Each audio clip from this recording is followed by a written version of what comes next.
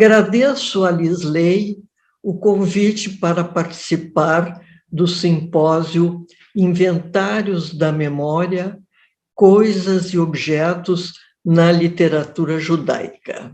Rastreio a recuperação de objetos da cultura judaica que povoaram o cotidiano de minha infância em Passo Fundo, Rio Grande do Sul, e de minha adolescência no bairro Bonfim, em Porto Alegre. Além de inventários da memória que evocam as tradições asquenazes, funcionam como símbolos impregnados de intensa carga afetiva. No poema Minha Avó, ressurgem as velas acesas no Shabat do Pesach, a lisa e transparente massa que a Bob adelgaçava sobre a mesa para recheá-la com nozes e geleias, no insuperável strudel judaico que eu jamais comi igual. Rememoro a matzá, o osso de cordeiro assado, o ovo rijo e as ervas amargas, o haroset e a água salgada, mas também a taça erguida com vinho para as bênçãos, cada um deles rico em simbologia judaica. Zelosas mãos tão calejadas que acendem velas no Shabat, mãos que sobre a mesa adelgaçam a lisa e transparente massa, lençol diáfano e milagre. Nozes e geleias douradas escondidas entre as camadas por calejadas mãos de fada. Das pobres, a mais pobre casa luzia a sua toalha alva, a louça reservada e o cálice diante do Raham, mãos de fada. Na cabeceira, os castiçais e os 3 matzot em guardanapo, e o osso do cordeiro assado, o ovo rijo e as ervas amargas, e o haroset e a água salgada. Mãos calejadas, mãos de fada, que ao mel misturam suas lágrimas e aplanam as estradas, mantendo a chama do Haggadah. O samovar dourado é um objeto revivido em vários poemas, objeto que traz à lembrança os momentos de aconchego familiar, quando, ao redor da mesa, sorvíamos o chá que de tão quente era espalhado no pires da chávena, tendo antes colocado na boca um pequeno cubo de açúcar em pedra para o derreter. O samovar era um dos poucos haveres inseparáveis que os imigrantes judeus eslavos conseguiam trazer da shtetl. O samovar no etagé repousa, pálido e frio espelho sem imagens. Enfileirados e trincados copos, a companhia. Uma luz baça pelos reposteiros filtra intrusa neste cemitério de sonhos, devaneios e de risos. Outrora, sim, num gramofone empoeirado, jaz um arranhado gigre redivivo, caricatura das gargantas mortas e das lembranças. Os objetos que integram o cenário da moça, preparando o enxoval para o casamento, destino tradicional nos lares judaicos, até meados do século XX e ainda vigente entre os ortodoxos, recorrem no poema A Solteirona. O bastidor, o bordado a ponto cheio das pétalas e flores, o pano engomado de cretone, cenário da frustração, pois o noivo foge para Buenos Aires. E escoa luminosa dos estores, uma poeira em volta de seus ombros, que se reclinam sobre o bastidor. Mares profundos e montanhas altas, levem-me aonde o meu amor. E intercalando pétalas e folhas, se lembra do mancebo que se foi a Buenos Aires e nunca voltou. Mares profundos e montanhas altas, levem-me aonde o meu amor. A ponto cheio recobriu o miolo no pano ainda engomado do cretone, dobrado nos baús das outras noivas. Mares profundos e montanhas altas, levem-me aonde o meu amor. Eterna noiva da ilha de Imrós, cantarolando as canções de amor, com dedos virgens sobre o bastidor. Mares profundos e montanhas altas, levem-me aonde o meu amor. Na ode O Noivo Fugiu, retomo o cenário da moça casadora, com os objetos para confeccionar o enxoval. Dedais enferrujados e a fita métrica. Mas deixo implícito um caçador de dote que, ao descobrir a noiva pobretona, abandona-a na companhia do baú de 1000 cadeados, cheirando a naftalina dissolvida.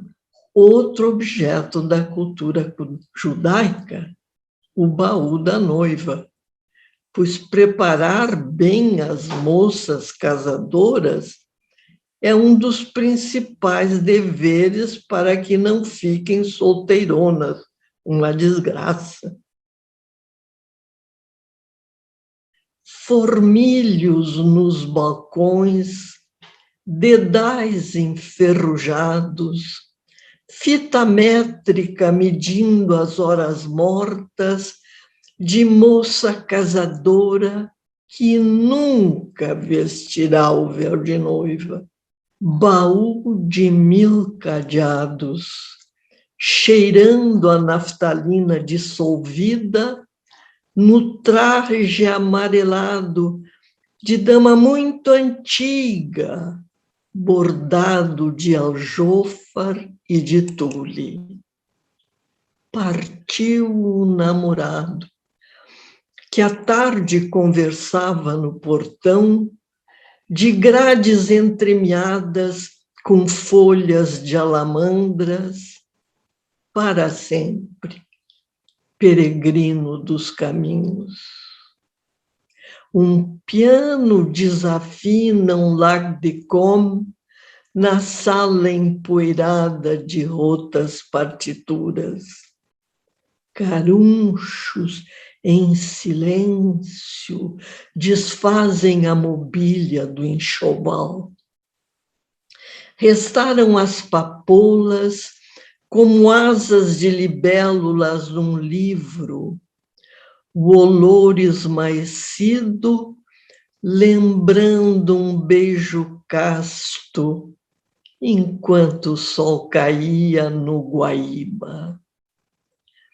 Reitero o caráter sacro de muitos objetos que figuram nos poemas, alguns já mencionados, como Velas no Shabat, os Matzot e Haroset no poema Minha Avó. As velas no Shabat são duas, acesas ao anoitecer de sexta-feira, em geral pela matriarca, seguidas de uma reza para dar início à cerimônia. Os matzot são as folhas de pão ázimo feitas de farinha de trigo sem fermento, que se comem na cerimônia do Pesach, a Páscoa judaica, relembrando a libertação do cativeiro egípcio, quando Moisés conduziu seu povo durante 40 anos em busca da terra prometida.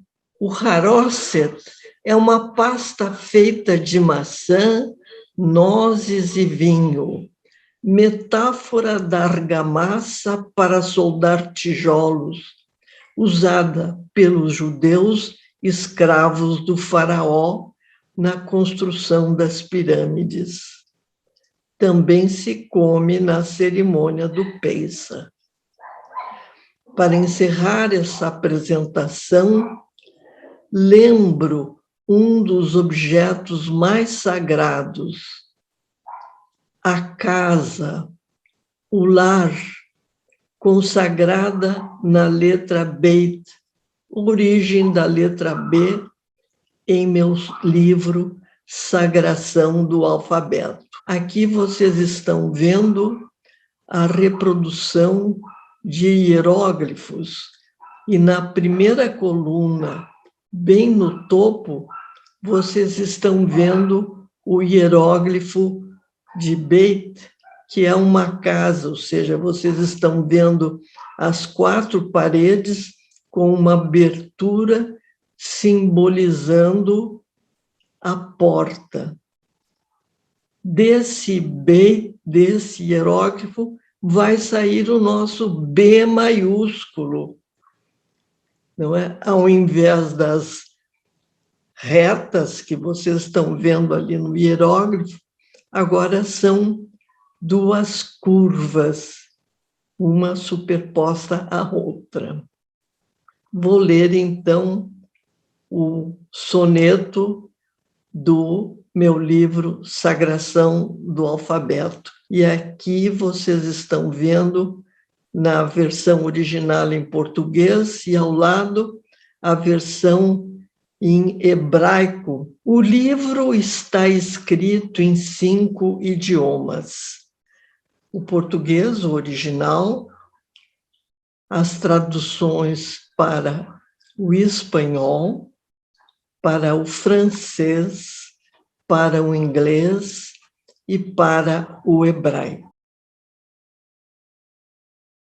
Pelos portais da casa tens acesso à lareira que espalha noite e dia, o calor protetor da mãe judia, pelas 4 paredes do recesso. Braços em rotação, lento processo das retas na procura de outras vias, até se recurvarem seios guias, abrigo de outros símbolos impressos, cunhados por escribas em tijolos, em rolos, em papiros, pergaminhos. Abóbada celeste, em seu colo, em íntimo convívio, as consoantes, eternizando as falas em aninho, reúnem-se as vozes dominantes. Os 2 últimos versos lembram a contribuição dos gregos ao alfabeto ao introduzirem as vogais, porque no proto-alfabeto só constavam as consoantes, que, aliás, continuam assim também no hebraico e no árabe. Essas vogais que foram introduzidas pelos gregos, nós chamamos de vozes dominantes. Muito obrigada.